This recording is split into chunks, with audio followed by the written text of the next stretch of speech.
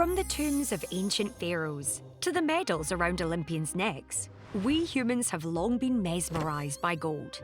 In fact, it's hard to think of another substance with such universal appeal. In everything from monarchs' crowns to Oscar winners' statuettes, gold screams preeminence.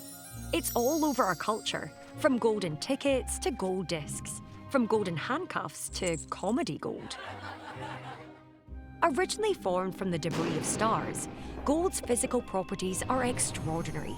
It can be easily bent into different shapes, but has a much higher melting point than tin or lead. It never rusts or tarnishes and is a great conductor, making it perfect for electronics. Tiny slivers are almost certainly in your mobile phone. As metals go, it's pretty rare. In fact, all the gold ever found in the world could probably fit into a cube 23 meters long on each side. And this rarity has often made it popular as currency. Of course, you can't pay many bartenders with gold coins nowadays, but it's still one of the safest assets to hold in a market crash, and nations still hoard it to prove their strength. But take a closer look at gold, and its crown begins to slip. We love this stuff, but we love it too much. Just ask King Midas, who paid the price with his daughter. The Spanish conquistadors terrorized the Americas for gold. Their brutality towards the Incas, Maya, and Aztecs delivered 100 tons to Spanish kings, worth around £5 billion at today's prices. Most of it was melted down, destroying countless works of art and jewellery. In the 19th century, gold seduced men and women in a different way, as they hurried to wild frontiers like California and southern Australia for gold rushes. Although some did strike it lucky, Bernard Holterman discovered a gold specimen weighing more than 289 kilograms in Australia in 1872. Many found only a few flakes, while the real fortunes were made by those selling them shovels. Indigenous people also suffered terribly, often attacked and forced off their land to make way for this new industry. Gold and war often go hand in hand. Some conflicts are fueled by gold disputes.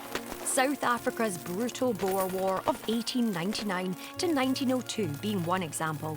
While in World War II, both the Nazis and the Japanese stole huge quantities of gold. Much of it was never recovered. When states aren't stealing gold, robbers are. The biggest UK heist was the Brinks-Mat robbery of 1983, when 6 armed men attacked a warehouse next to Heathrow Airport. They escaped with 6,800 gold bars, packed into 76 cardboard boxes. Most of the gang were never caught, and most of the gold has yet to be recovered. It's thought that some of it was melted down and mixed with copper to hide its origins.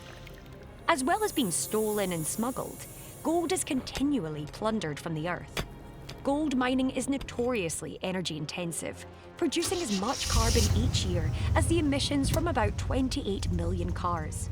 Unless it's done very carefully, mining can contaminate rivers, wreck ecosystems, and send highly toxic pollutants like mercury into the air. Unregulated small-scale mining also lures millions of people, many of them children, into dangerous work in some of the world's poorest countries. So next time you want to add a little bling to a loved one's birthday, you might want to consider the journey that gold has been on.